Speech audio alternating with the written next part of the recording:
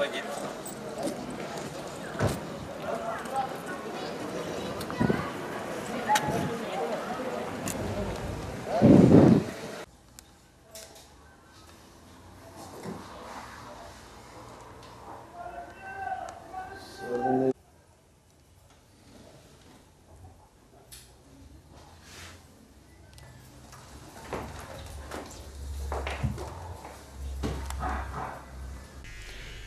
Orada acil birimine gittiğimde bana kalçadan bir iğne yapıldı. Ağrı kesici bir iğne.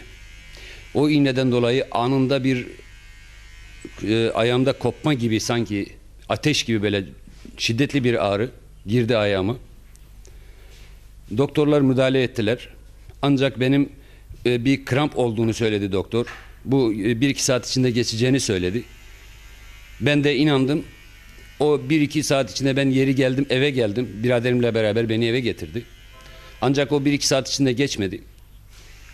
Biz tekrar müracaat ettik hastanenin acil birimine. Tekrar bir muayeneden geçirildik. Benim sinir damarıma iğne vurulduğunu söylediler doktorlar. Biz Adli Tıp Kurumu'na başvurduk. Bütün raporlar, bütün raporlar Adli Tıp Kurumu'na gitti.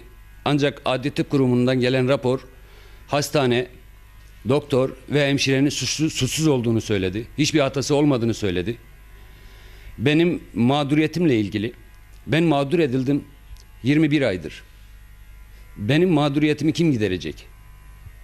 Bizim ailemiz var. Çoluk çocuk sahibiyim, 2 tane çocuğum var. Bunların mağduriyetini kim giderecek? Hiçbir kurum benim sağlığımla ilgili beni kapıdan doğru dürüst içeri almadı. Sürekli kapılar yüzüme kapandı. Başhekimine çıktım. Kaymakamlığa çıktım. Valiliğe çıktım ben. Bunlar hepsinden ben yanıtsız sorular aldım. Ancak ben mağduriyetim giderilmedi. Ben şu anda da işte gördüğünüz gibi bastonla dolaşıyorum. Hiçbir gelirim olmadığını burada herkes bilir. Ben perişan durumdayım yani. Mağdur edildim ben kısacası. Hastane bana bir geçmiş olsun bile demedi. Şevket Yılmaz Hastanesi, ben gidip geliyorum. 3 ay sonra iyileşirsin, 5 ay sonra iyileşirsin, 1 sene sonra iyileşirsin. 2 sene oldu. Ben halen iyileşemedim. Bu sonuç nereye varacak? Şu anda çalışamıyorsun. Hayır, çalışamıyorum. Başka bir gelir kaynağı. Hayır, hiçbir gelir kaynağım yok. Ne çalışabiliyorum, ne de bir gelirim var. Ayrıca ben tedavi masraflarımı karşılayamıyorum. Ben ilaç alıyorum. Ben ilaçla besleniyorum. Ben günde bir avuç ilaç içiyorum. İlaçlar beni sarhoş etti zaten. Benim kullandığım ilaçlar bağımlılık yapmış bana ilaç.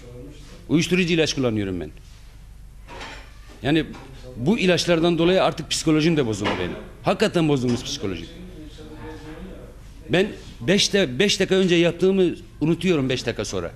Aklıma gelmiyor, gidiyor. Ben ancak not edip gidiyorum doktorun yanına. Bana yardımcı olmalarını istiyorum. Benim mağduriyetim giderilsin. Bakın ben çalışamıyorum, tekrar söylüyorum. Bastonla dolaşıyorum ben. Ben inşaat ustasıyım. Ben şimdi inşaat için yapabilir miyim bastonla? Yapamam. Parmaklarım komple çekildi. Bir tane parmağım oynuyor, boş parmağım oynuyor. Bakın. İnceldi, kısaldı. 2 santim kısalmış benim ayağım. 2 santim kısalmış boydan. Daralmış bu şekilde. İncelmiş bacağım komple boydan boya. Tamamen güçsüz kalmışım ben. Ben 50 metre yürüdüğüm zaman yoruluyorum.